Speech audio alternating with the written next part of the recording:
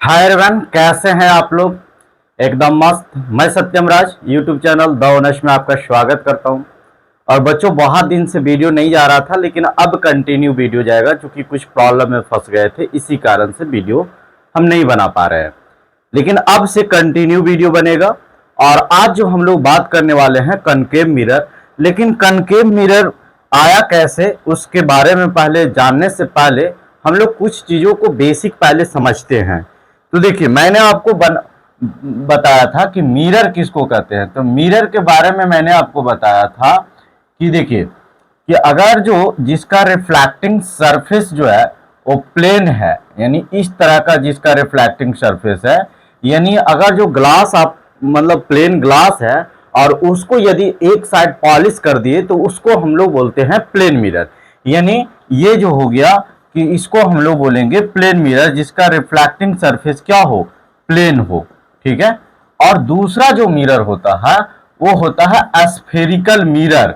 इसका मतलब कि ऐसा नहीं कि जो रिफ्लेक्टिंग सरफेस है वो प्लेन ही हो सकता है। रिफ्लेक्टिंग सरफेस जो होता है वो कर्व होता है। वो कैसे कि अगर जो मान ले जाए कि ये एक आपका स्फेयर है, ये आपका एक स्फेयर है और इसको हमने क्या किया कि एक पार्ट को ऐसे कट करके और अलग कर दिया। ठीक है। तो जब इस पार्ट को कट करके अलग कर दूंगा तो देखिए ये ऑप्शन ऐसे इस तरह से कुछ मिलेगा। ठीक है। यानी आप इसको ऐसे समझिए कि एक वाटरमेलन है और वाटरमेलन का तो उसी शेप का आपका ग्लास है। अब जरूरी नहीं कि ग्लास जो है ना वो प्लेन ही होता है। तो प्लेन को इसमें मतलब एक साइड पॉलिश कर दिए तो कोई दिक्कत नहीं था।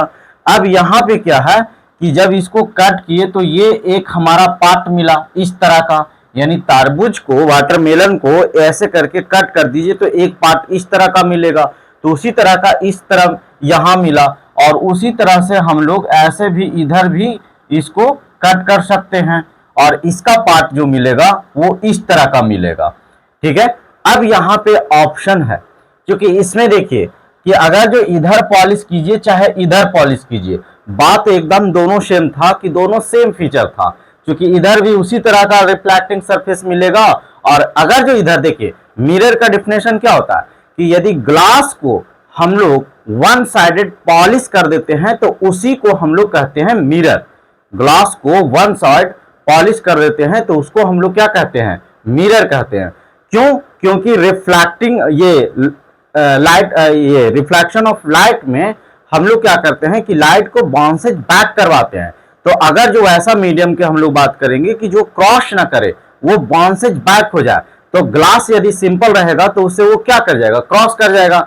और अगर जो उसको एक साइड पॉलिश कर दिए तो वो क्रॉस नहीं करेगा, वो बाउंसेज बैक हो गया। तो पॉलिश करने का क्या होता है कि अगर जो ग्लास प्लेन है उसको पॉलिश किए तो उससे हमको मिला प्लेन मिरर। और अगर जो ग्लास जो है स्फेरिकल होता है, यानी स्फेयर का एक पार्ट होता है, तो उसको हम लोग दो तरीके से ऑप्शन यहाँ पे होता है कि इसको हम पॉलिश करें। एक तो आउटर पार्ट को पॉलिश कर सकते हैं तो इसका रिफ्लेक्टिंग सरफेस कुछ इस प्रकार मिलेगा।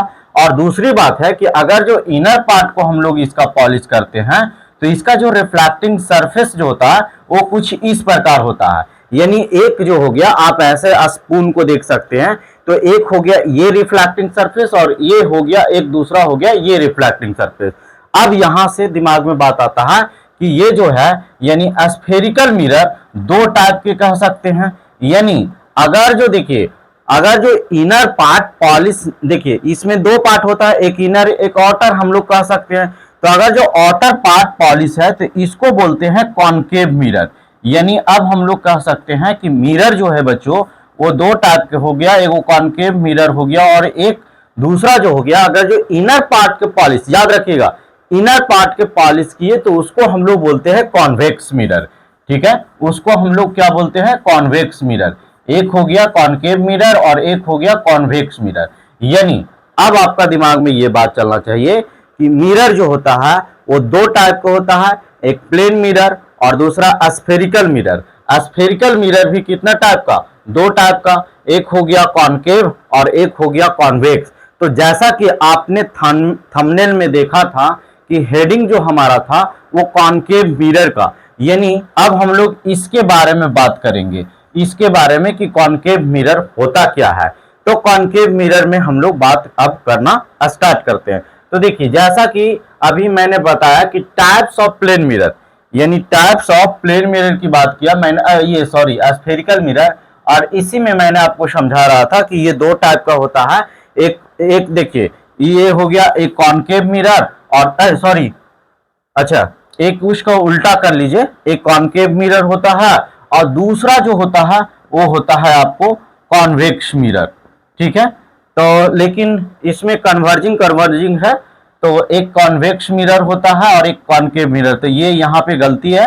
और ये जो होता है ना, ये कन्वर्जिंग होता है, तो ये होता है आपका डाइवर्जिंग होता है, यानी यहाँ पे भी गलती है आपका, ये डाइवर्जिंग हो गया और एक में हो गया आपका कन्वर्जिंग हो गया। यानी जैसे हम लोग बात किए उसके अकॉर्डिंग ये प्लेन मिरर आपको दो टाइप का, यानी देखिए, अगर जो ये स्पून की बात करें तो ये इनर पार्ट जो आपको दिख रहा है ये रिफ्लेक्टिंग सरफेस होगा, तो ये होगा कॉनकेव मिरर, और अगर जो ये आउटर पार्ट रिफ्लेक्टिंग सरफेस होगा तो वो होगा कॉन्वेक्स मिरर। चलिए, यहां तक आपको आशा है कि बात समझ में आ गया। अब इसमें हम लोग ना कुछ चीजों को पढ़ते हैं और उसके अकॉर्डिंग हम लोग डिसाइड करेंगे कि इसमें क्या है। देखिए, ये रूल समझने से पहले आपको एक मैं बात समझाता हूं कि देखिए, यहां पे मैंने अभी बताया कि ये स्फीयर है, हाँ, ये देखिए, ये स्फीयर है, ऐसे करके स्फीयर है, और इसका हम लोग एक पार्ट कट कर लिए हैं, और उसको अगर जो इस तरह से हम लोग लेकर आए और उसको अगर जो हम लोग आउटर पार्ट को पॉलिश किए तो उसको बोलते हैं हम लोग, आउटर पार्ट को पॉलिश किए तो उसको हम लोग बोलते हैं कॉनकेव मिरर, ठीक है। आउटर पार्ट को पॉलिश किए तो इसको हम लोग बोलते हैं कॉनकेव मिरर। अब इसमें हम लोग कोई कुछ टर्म को समझेंगे, उसके बाद में फिर हम लोग आगे पॉइंट को रिलेट करेंगे। तो देखिए, ये जो स्फीयर है बच्चों, ये किसी न किसी सेंटर से मिलकर बना हुआ, इसका मतलब यहाँ पे ये इसका सेंटर होगा, और जब ये सेंटर होगा तो इसमें रेडियस होगा, क्योंकि स्फीयर बिना रेडियस का ड्रॉ हम लोग नहीं कर सकते, इसका रेडियस होता है। तो ये जो कॉनकेव मिरर है, तो आप ये बात समझिए कि इसी का एक पार्ट हम लोग कट करके अलग कर रहे हैं। इसका मतलब ये कह सकते हैं ये कि एक कर्व को हम लोग अलग कर रहे हैं। तो जैसे ये सेंटर जो था, इसमें सेंटर जो था, तो ये पूरा स्फीयर के लिए सेंटर था, तो ये कर्व जो हम लोग काट करके एक पार्ट को अलग किए उसके लिए भी ये सेंटर होगा। तो अगर जो हम लोग ये बात करते हैं कि ये जो आपका हो गया कॉनकेव मिरर, तो इसमें जो हो गया, एक जो हो गया वो सेंटर हो गया। तो लेकिन यहाँ पे जो है, इसमें जो सेंटर आएगा तो उसको सेंटर नहीं देंगे, क्योंकि सेंटर बोल देंगे तो पता नहीं चलेगा कि ये पूरा स्फीयर का है कि ये जो कर्व हम लोग पार्ट कट किए हैं उसका पार्ट है, ये क्लियर नहीं होगा। इसीलिए इसका नाम पड़ता है centre of curvature. Centre of curvature यानी कर्वेचर का, कर्व का एक पार्ट है, इसीलिए इसको बोलते हैं सेंटर ऑफ कर्वेचर, ठीक है। तो इसका मतलब पहला हम लोग इसमें टर्म पढ़े सेंटर ऑफ कर्वेचर। दूसरी बात है कि इसको जहां पे मिड पॉइंट, ये देखिए, ये जो लाइन हम लोग ड्रॉ किए हैं, ये इसको बोलते हैं, जो इसको जो मिड पॉइंट को जहां पे इसको इंटरसेक्ट किया है इसको बोलते हैं पोल, और पोल और सेंटर को जो लाइन मिलाता है उसको बोलते हैं प्रिंसिपल एक्सिस। उसको देखिए, ध्यान से समझते चाहिए, पोल किसको कहते हैं, तो ये जो मिरर है इसका मिड पॉइंट जहां से ये लाइन क्रॉस करवाएंगे तो उसको हम लोग बोलेंगे पोल, यानी मिड पॉइंट को पोल बोलते हैं। और जो प्रिंसिपल एक्सिस होता है वो पोल और सेंटर ऑफ कर्वेचर को मिलाने वाला लाइन को हम लोग प्रिंसिपल एक्सिस बोलते हैं, क्लियर। अब यहां पे बात करते हैं कि ये जो डिस्टेंस है, यानी distance between C and P, इसको बोलते हैं आर। आर मतलब रेडियस, लेकिन ये रेडियस किसका है, ये कर्व का रेडियस है, इसीलिए ये रेडियस ऑफ कर्व इसको बोलते हैं, यानी रेडियस ऑफ कर्वेचर, सॉरी। अब देखिए, अगर जो देखिए रेडियस ऑफ कर्वेचर और सेंटर, यानी पोल और सेंटर के बीच के मिड पॉइंट को हम लोग बोलते हैं फोकस, और ये लेंथ जो हो गया वो उसको बोलते हैं फोकल लेंथ। तो इतना टर्म हम लोग इसमें डिफाइन किए। अब इसमें बात आता है कि जैसे कि आपने देखा था कि इसके सामने अगर जो रिफ्लेक्टिंग सरफेस है तो कोई भी बॉडी को रखेंगे तो उसका इमेज बनेगा। तो फर्स्ट ऑफ ऑल हम लोग ये समझते हैं कि जैसे मान लीजिए कि प्लेन मिरर में लॉज ऑफ रिफ्लेक्शन के अकॉर्डिंग हम लोग मिरर का फॉर्मेशन करवा रहे थे, यहां पे हम लोग कैसे करवाएंगे उस बात को अब हम लोग समझते हैं।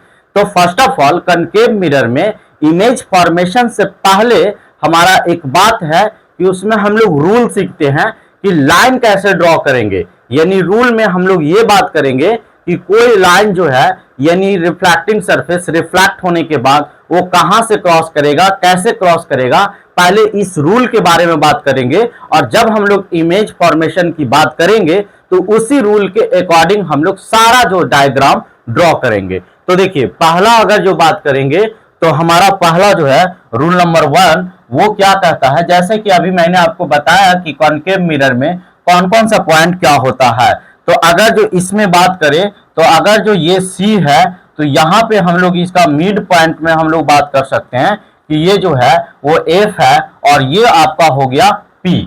यानी ये कहानी आपको अभी मैंने समझाया।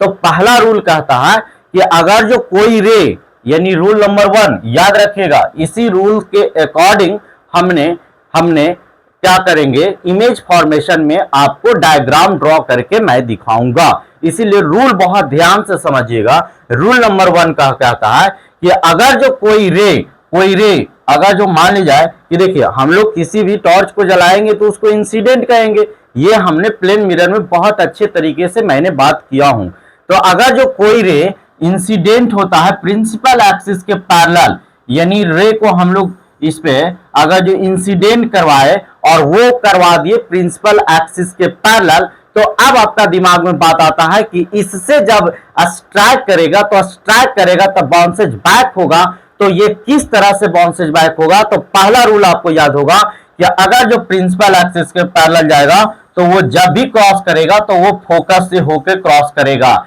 यानी कोई रे को अगर जो आप प्रिंसिपल एक्सिस के पैरेलल भेजते हैं तो आफ्टर रिफ्लेक्टिंग वो जो पास करेगा पासिंग थ्रू फोकस। यानी अगर जो हम लोग प्रिंसिपल एक्सिस के पैरेलल भेजते हैं तो वो जो ये रिफ्लेक्ट करेगा वो प्रिंसिपल ये फोकस से होके क्रॉस करेगा। ये रूल नंबर 1 हमारा कहता है। अब हम लोग आगे की ओर बढ़ते हैं। रूल नंबर 2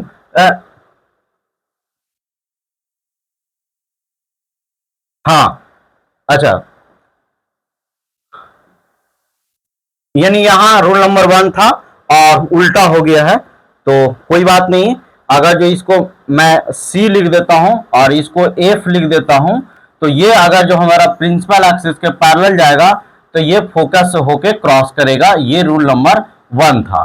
ठीक है, अब हम लोग वहां पे चेंज करेंगे। ये समझाने के लिए मैंने इसको यूज किया था। रूल नंबर 2 में क्या होता है कि इसको मतलब इरेज करते हैं और वो क्या है,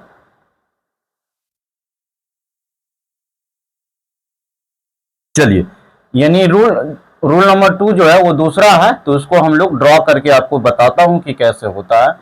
देखिए ये आपका कॉनकेव मिरर है। रूल नंबर 2 कहता है कि अगर जो इसमें देखिए ये मान लीजिए कि ये फोकस है और ये हमारा हो गया, सॉरी ये C हो गया, ये आपका फोकस हो गया।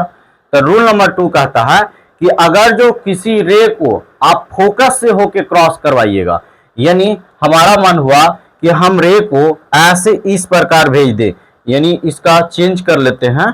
तो हम लोग क्या सोचे कि इसको ऐसे करके भेज देंगे, यानी हम लोग जो भेजे वो फोकस से होके क्रॉस किया है, ऐसे टॉर्च को ऐसे जला दे। तो आपका दिमाग में बात आया कि जब ऐसे जला दिए तो वो आएगा कैसे, बाउंसेज बैक होगा। तो रूल नंबर 2 कहता है कि अगर जो फोकस से होके भेजते हैं